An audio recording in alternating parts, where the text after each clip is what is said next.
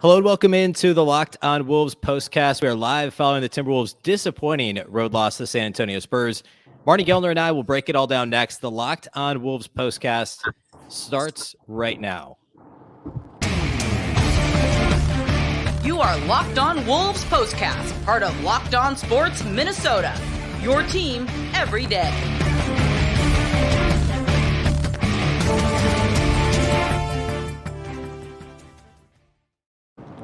Hello and welcome into the Locked On Wolves podcast, part of the Locked On Podcast Network, your team every day. My name is Beecken. I'm the host of Locked On Wolves. I'm joined on the live postcast by Marney Gellner of Bally Sports North.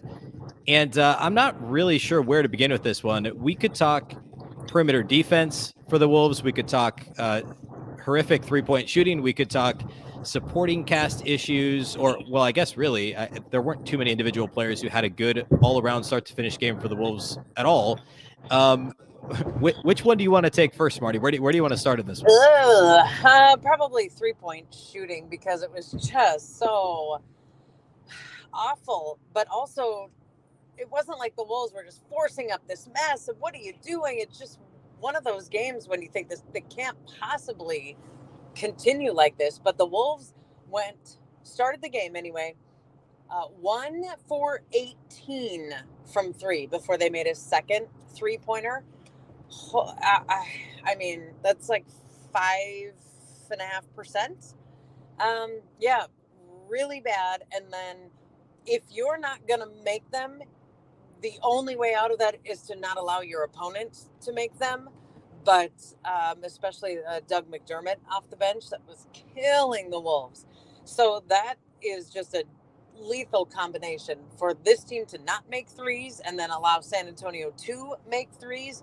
To me, that was the biggest storyline of the game. The Wolves could not overcome it. Yeah, I agree. I agree 100%. I think it was overall the lack of, well, I guess the differential or the differential is not the right term, but the disparity, I guess is a better way to say it, between the Wolves 3-point makes and the Spurs 3-point makes. And specifically, yeah, the Wolves only made 4 shots all game, and to your point, started 1 of 18. But the complete lack of defensive intensity that led to so many open threes, particularly you mentioned Doug McDermott, Keldon Johnson, those two guys. I don't think anyone else on the Spurs roster had more than one made three. It was Johnson and McDermott. And that was kind of born out of a lack of ball pressure on basically everyone on the perimeter for the Wolves. I mean, you name the player, and they had a poor defensive night on the perimeter, from D'Angelo Russell to Anthony Edwards to Jalen Noel. Basically anyone that was out there, Bryn Forbes, Austin Rivers, all those guys struggled to contain the ball on the perimeter. And then that kind of led to help defense that was, you had to help when you got beat off the dribble. And then they were helping off McDermott. They were helping off Keldon Johnson. It was, they were helping off guys who really hurt them with made threes. And Chris Finch tried in the second half to do some different things defensively. They tried playing zone, which actually worked okay for a little while. They tried switching, which they don't do a ton in pick and roll game. But no matter what they did, the Spurs seemed to find themselves, wide open for three. And it led to 40+% shooting for the Spurs on the night from deep. Yeah, and one of the lineups that Chris Finch used in that second half was with Naz Reid and Taurean Prince and Kyle Anderson, and I think Anthony Edwards was still part of that. But that main group, and especially Prince and Naz Reid, he had 11 points. He had a couple of really nice Euro steps. Like, there was a group that actually, I can't say brought the Wolves back in it, because it's not like they ever took the lead and threatened to run away with this game, but closed the gap better, more effectively, more efficiently. Not sure. I think we're going to search for words this entire podcast, unfortunately. Yeah. But that was a good group as Finch, shuffled and tried to figure out. And after the game, too, he said that he probably should have stuck with that lineup a little longer, but they were getting pretty gassed. And he thought maybe he should stagger putting the starters back in, because he checked Karl Anthony Towns and Rudy Gobert back in. But you should be able to check your max player and your other max player and your very highly paid all-star back into a game once the bench has closed the gap. That should be your plan of attack, and you should be able to count on it. But tonight, it was just another night of like the connectivity not being there for this team. Yeah, I want to talk a little bit about Naz Reid. you brought him up, and I certainly want to circle back to the. I think connectivity is a really interesting, lack of connectivity is an interesting way to put it. Naz Reid was fantastic. He didn't play at all, if I recall correctly, on Friday after playing pretty well last Wednesday when the Wolves won. Didn't play on Friday, and then on gets into the game for he played 5 minutes I think in this game. 9 minutes. Sorry, 9 minutes in this game against the Spurs. Had 11 points. I think the Wolves were he was a plus 12 in 9 minutes individually. He had 11 points on 5 of 7 shooting in 9 minutes. Like you said, they closed the gap to 4, and then they start to bring in Finch starts to bring the starters back in, and things slip right back to a multi-possession, 3-4 possession game. And it'll be really interesting moving forward to see, Naz Reid's played so well, and yes, in preseason, but also in the regular season. I think every game he's gotten into, he's played extremely well. What does Chris Finch do about this when 2 of his 3 max players, 2 of his 4 best players, his 2 best players, most, arguably right now, are both max guys. They're both centers. What do you do with Naz Reid? Can you keep him off the floor as much as he has? And, whose minutes who loses minutes because of it? And how creative can Finch get to try and find Naz Reid some minutes? Because I don't know that they can keep him off the floor with how well he's playing. Yeah, he's kind of forcing Finch's hand with the way that he plays. This came up a couple of games ago, and Finch, he loves Naz. He is such a likable guy. He's one of my favorite personalities on the team. Naz, he looks intimidating. He's this big strapping guy, and he's got that frown on his face all the time, that intense stare. And he is one of the nicest and friendliest guys. I have always really liked him as a human being. And then when you add in the way he plays, like Jim Peterson, again, the great Jim Pete, pointed out on the broadcast how differently just the ball moves and how much Naz sprints into screens and sprints up the floor. And part of that is because he has to. He doesn't have the skill set that a Karl Anthony Towns does. He doesn't have the size that Rudy Gobert does. So Naz has to do things differently. But then the result of that is that everyone around him is different. The whole thing looks different. The pace is different. The spacing is different. And in a game like this, it ended up being so needed. It was just the absolute, whatever the medication was that the Wolves needed was I need a couple drops of Naz and one of Taurean Prince. And it was perfect. And it couldn't last. But yeah, you're right. Naz creates a little bit of a problem, I guess, if you want to call it a problem. But he's forcing Finch's hand a little bit to say, we might need to carve out some minutes for this guy on a regular basis. Yeah. I want to talk a little bit more about the offensive connectivity that you mentioned. First, let's talk about our sponsors of today's show, and that's BetOnline. BetOnline.net is your number one source for betting football and the start of the new basketball season. Of course, we're not even quite 2 weeks into the NBA season yet. Find all the latest player development, team matchups, news, podcasts, and in-depth analysis on every game. As always, BetOnline remains your continued source for all your sports wagering information with live betting and up-to-the-minute scores for every sport out there. It's the fastest and easiest way to check in on all your favorite games and events. That includes MLB, as well as MMA, NHL, boxing, golf, really any sport you can find on BetOnline. Head to the website today or use your mobile device to learn more. BetOnline, where the game starts.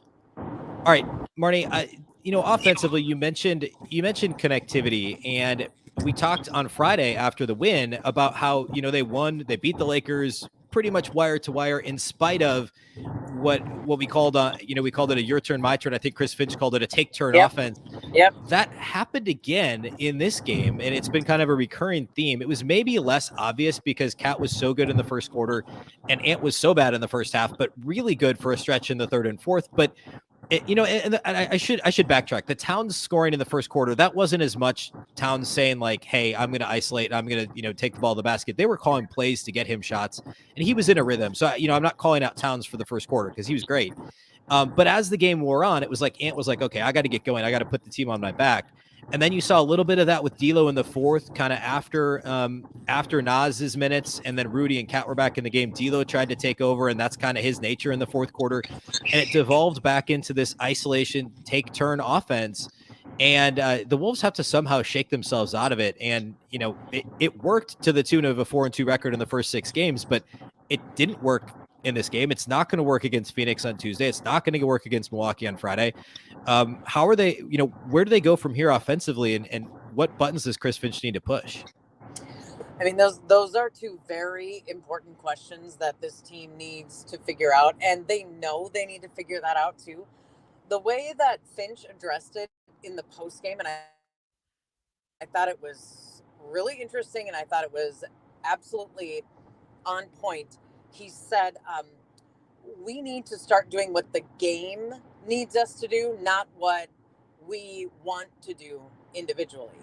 So that was kind of his phrasing of, you got to do whatever is needed in that moment, on that night, in that half, in that quarter, in this stretch, whatever it is, as opposed to that thinking of, I'm going to take the team on my back.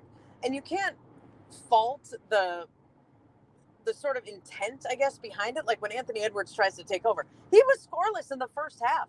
He was 0 for 7. He didn't even have a free throw. He didn't have a rebound. And he's got to be looking at the score sheet at halftime and say, I have got to impact this game. And so then he comes out in the third and in the fourth, scored all of his 18 points in the second half, but doing it with the right intention. I have to impact the game. I have to put these shots up. I'm taking drives.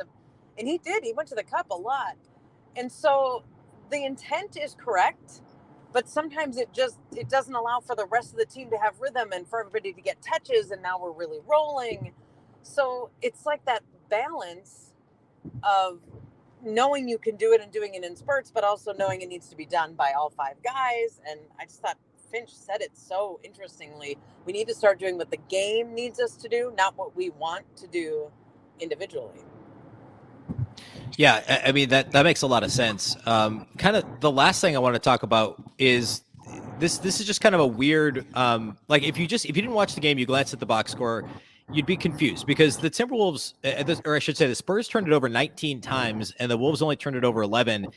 And yet the Wolves only led in fast break points 17-16 in this game when it was all said and done. And that was a function of, in my opinion, I don't think the Wolves were pushing the ball enough. And both the Wolves and Spurs are teams that like to play fast. I think they're both top 4 in the league coming into the game in terms of pace.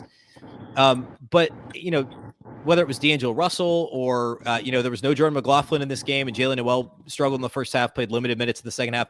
They just weren't really pushing the ball like we know that Finch wants them to push the ball. And to only score, 17 fast break points despite forcing the Spurs into 19 turnovers, I think is an issue. And they end up with only 98 points on the night. Now, we talked about 3-point shooting. It was atrocious, but, they only shot 40% from the floor. They didn't make it easy on themselves, getting into these half court sets and not being able to score.